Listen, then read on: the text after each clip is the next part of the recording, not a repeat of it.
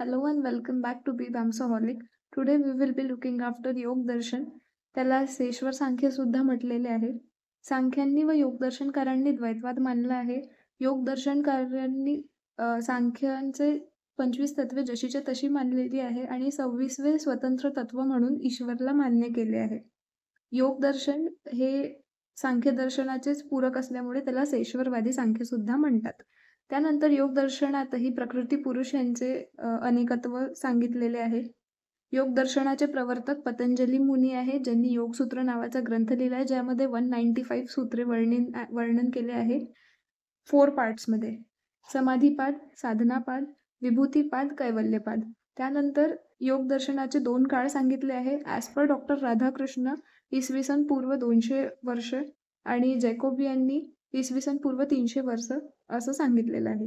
त्यानंतर योग शब्दाची व्युत्पत्ती आणि परिभाषा. योग शब्द हा युजिर योगे या धातूपासून बनला, ज्याचा अर्थ जोडणे असा होतो आणि युज समाधव या धातूपासून बनल्याने त्याचा अर्थ जोडणे किंवा समाधी ध्यानात चित्ताला एकाग्र करणे या अर्थाने घेतला जातो. त्यानंतर व्याख्या. योग चित्तवृत्ती निरोध. योग म्हणजे अशी वृत्ती ज्यामध्ये मनाच्या संकल्पना, मनाच्या विचारांना टाळल्या गेल्या आहे, निरोध केला गेला आहे. योग कर्मसु कौशलम. भगवद्गीतेमध्ये योग म्हणजे युक्ती सांगितले आहे. युक्ती किंवा साधन ज्यामुळे चित्तवृत्ती म्हणजे मनाचे जे विचार आहेत ते स्थिरावून जातात आणि सत्याचा साक्षात्कार होतो. योगशास्त्रामध्ये चित्तवृत्तीचा निरोध हा योगाने कसा होतो हे सांगितले आहे आणि हे योगशास्त्र मानसशास्त्राचा एक भाग आहे. प्लेटोपासून सुरू झालेली जी पाश्चात्य परंपरा आहे त्यामध्ये मनाच्या 3 वृत्ती सांगितल्या आहे. बोधस्वरूप म्हणजे कॉग्निटिव्ह, वेदनात्मक अफेक्टिव्ह आणि वासनात्मक कॉग्निटिव्ह. तेच चित्तवृत्तीचे 5 प्रकार सांगितले आहे आपल्या योगाने जे मान्य केले आहे. प्रमाण, विपर्यय, विकल्प, निद्रा आणि स्मृती. तर प्रमाण म्हणजे काय? तर मनाच्या ज्या अवस्थेमुळे यथार्थ ज्ञान होते त्याला प्रमाण वृत्ती म्हटले आहे. त्यानंतर अयथार्थ ज्ञान जेव्हा होतो त्या मनाच्या अवस्थेला विपर्यय वृत्ती म्हटलेलं आहे. विकल्प म्हणजे यथार्थ म्हणून स्वीकार केला नाहीये आणि अयथार्थ म्हणून ज्याचा त्याग सुद्धा केला नाहीये. त्यानंतर निद्रा आणि स्मृती ही 4थी आणि 5वी वृत्ती. त्यानंतर अष्टांग योग. जिथपर्यंत मनुष्याच्या चित्तात म्हणजे मनामध्ये विकृती असेल आणि त्यांची बुद्धी दूषित राहील तोपर्यंत आपण तत्वज्ञानाला प्राप्त करू शकत नाही. सो योगाने अष्टांग योगाने हृदयाला शुद्ध आणि बुद्धीला निर्मल करायसाठी आत्मज्ञान होत असते. जेव्हा मनाला लय साधून आपण समाधीत जातो तेव्हा योगाचे ध्येय पूर्ण केले जाते. सो इन शॉर्ट, अष्टांग योग हे मनाच्या शुद्धता आणि पवित्रतेसाठी केलेले साधन आहे.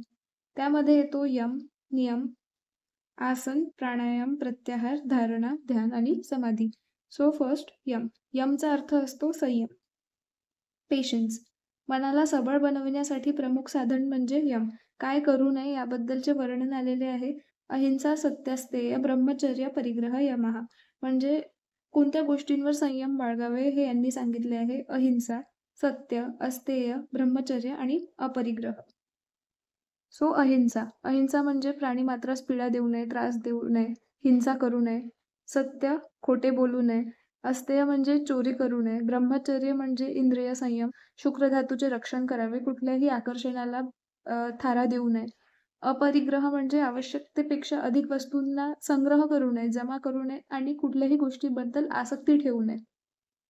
तर हे झाले 5 यम. त्यानंतर नियम. व्यक्तिमत्वाचा विकास करण्यासाठी कुठले 5 गोष्टी केले पाहिजे हे नियममध्ये आपण बघू. शौच, संतोष, तपस, स्वाध्याय, ईश्वर प्रणिधान. शौच म्हणजे शुद्धता, तर ती शारीरिक आणि मानसिक असावी. अशुभ भावनांचा त्याग करावा आणि शरीरांतर्गत शुद्धता ठेवावी. त्यानंतर संतोष म्हणजे समाधानी वृत्ती असावी. तपस, शरीराला कष्ट देणे. स्वाध्याय, अध्ययन करणे. ईश्वर प्रणिधान म्हणजे ईश्वराविषयी अस्तिक्य बुद्धी ठेवणे. तपस, स्वाध्याय आणि ईश्वर प्रणिधान या 3 नियमांना योगशास्त्रामध्ये फार महत्त्वाचं स्थान दिलेलं आहे. यम नियम पूर्ण झाल्यानंतर समाधी प्राप्तीसाठी जी 3री गोष्ट करायची आहे ती म्हणजे आसन. स्थिर सुखम आसन. आसनाद्वारे मन स्थिर होऊ शकते आणि त्यामुळे योगशास्त्रात त्याचं महत्त्वाचं सिद्धांत सांगितलेला आहे. प्रमुख 10 आसने सांगितली आहेत. त्यापैकी पद्मासन, भद्रासन, वीरासन, दंडासन इत्यादी आसने आहेत. MCQ मध्ये विचारले जाऊ शकते की आसनाला योगाभ्यासात प्रथम स्थान आहे, तर ते कुठल्या ठिकाणी दिले आहे? हठयोग प्रदीपिकेत. त्यानंतर चौथं प्राणायाम. श्वास प्रश्वासाद्वारे जे मनाला शांत केले जाते, मनाचे नियमन केले जाते, त्याला प्राणायाम म्हटलेले आहे. जर इन्हेलेशन एक्झलेशनच्या वेळी स्पीड मॅच केली तर ते मनोव्यापारावरही शांतपणे चालतील. तर प्राणायाममध्ये 3 क्रिया असतात. पूरक म्हणजे श्वास आत घेणे, कुंभक म्हणजे श्वास काही वेळपर्यंत आत धरून ठेवणे आणि रेचक म्हणजे हळूहळू श्वास बाहेर सोडणे.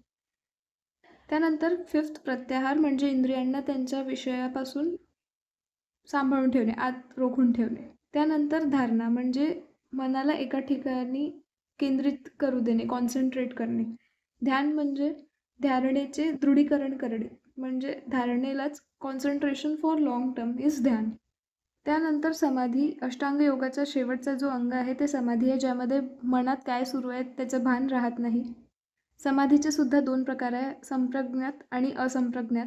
संप्रज्ञात समाधी म्हणजे वृत्ती सर्वस्वी स्थिर असते, तेथे ज्ञाता व ज्ञेय यामध्ये फरक जाणवत नाही.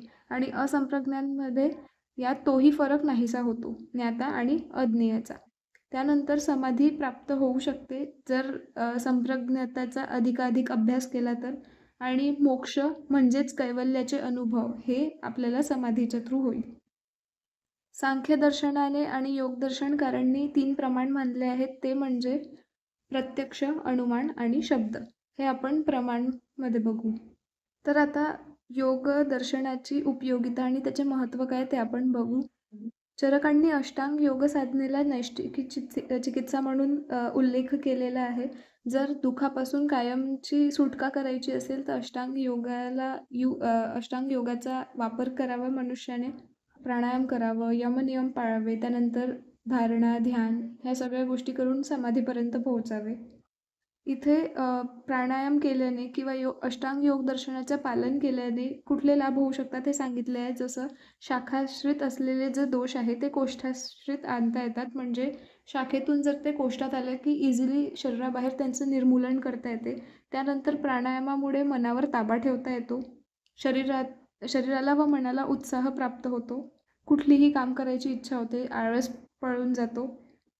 आसनस्थ होण्या अगोदर जर नियमांचं पालन केले तर त्यामुळे फायदा मिळतो. उन्माद, अपस्मार, प्रमेह, अतिस्थौल्यत्व, कार्शत्व इत्यादी व्याधींवर औषधीपेक्षा चांगला परिणाम दिसून येतो. हे सगळं योगाने सिद्ध झालेलं आहे. त्यानंतर मनाची धी, धृती, स्मृती ह्या शक्ती ज्या आहेत ते वाढतात, ज्याच्यामुळे मनोबलसुद्धा वाढतो. आणि सगळ्यात इम्पॉर्टंट म्हणजे शरीरात रोगप्रतिकार क्षमता वाढते आणि जीवन जगण्याची इच्छासुद्धा प्रबल होते. नियम या अष्टांग योगाद्वारे शरीराची आणि मनाची आभ्यंतर बाह्य शुद्धी होत असते. मन हे शुद्ध व पवित्र होते. त्यानंतर यामुळे प्रज्ञापराध सुद्धा घडत नाही. आणि आपल्याला माहिती आहे की रोग उत्पत्तीसाठी प्रज्ञापराध हे सुद्धा एक कारण आहे. त्यानंतर योगाला मोक्षाचे प्रवर्तक किंवा साधन म्हटलेले आहे. अष्टांग योगामध्ये आपण सदाचार, सदवृत्त, आचारसंहिता विषयक सर्वात जास्त वर्णन सुद्धा बघितले आहे. असात्मेंद्रियार्थ संयोग, त्यानंतर प्रज्ञापराध आणि कालपरिणाम हे 3 हेतू आहे ज्यामुळे रोग होऊ शकतात. प्रत्याहार हा जो अष्टांग योगातला एक भाग आहे, त्यामुळे असात्मेंद्रियार्थ संयोगावर मात करता येऊ शकते.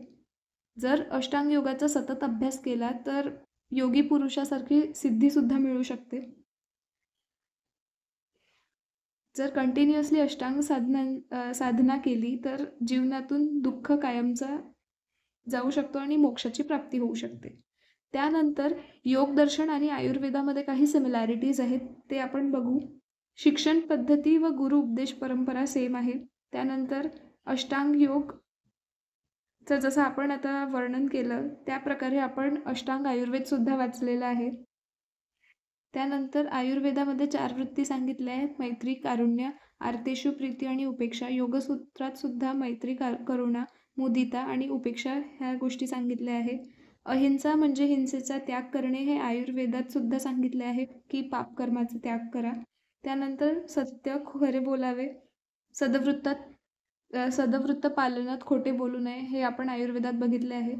अस्तेय म्हणजे चोरी न करण्याचा संकल्प हे दशविध पापकर्मामध्ये सुद्धा वाचण्यात येईल. त्यानंतर ब्रह्मचर्य आयुर्वेदात त्रयोस्तंभ सांगितले आहे, ते म्हणजे आहार, निद्रा आणि ब्रह्मचर्य. त्यानंतर अपरिग्रह वस्तूंचा संग्रह करू नये हे आयुर्वेदाच्या सदवृत्तात सुद्धा आढळते. त्यानंतर शौच म्हणजे शुद्धी, ती बाह्य असू दे किंवा आभ्यंतर असू दे. शौच हा गुण उत्तम वैद्याचा सुद्धा आहे. त्यानंतर संतोष म्हणजे समाधानी वृत्ती. त्यानंतर तप, स्वाध्याय, ईश्वर प्रणिधान. आयुर्वेदामध्ये मानस दोष किंवा चिकित्साचे निर्मूलन करायसाठी ईश्वराचे ध्यान करणे, पूजापाठ करणे हे सुद्धा एक चिकित्सा म्हणून सांगितले आहे, ज्याला दैवव्यापश्रय चिकित्सा म्हटले जाते. त्यानंतर आसन सदवृत्त पालनासाठी सांगितले आहे आयुर्वेदामध्ये. प्राणायाम नैष्टिकी चिकित्से म्हणून चरकांनी याचा उल्लेख केलेला आहे. प्रत्याहार इंद्रियांना त्यांच्या प्रवृत्तींपासून दूर ठेवणे, ज्यामुळे प्रज्ञा परत न घडू दे. त्यानंतर ध्यान, धारणा आणि समाधी हे तर मानसदोषांच्या चिकित्सेसाठी उत्तमच मानलेली आहे. तर अशा प्रकारे आपण योग दर्शन कंप्लीट केलेलं आहे. See you in the Vaisheshika दर्शन. थँक्यू.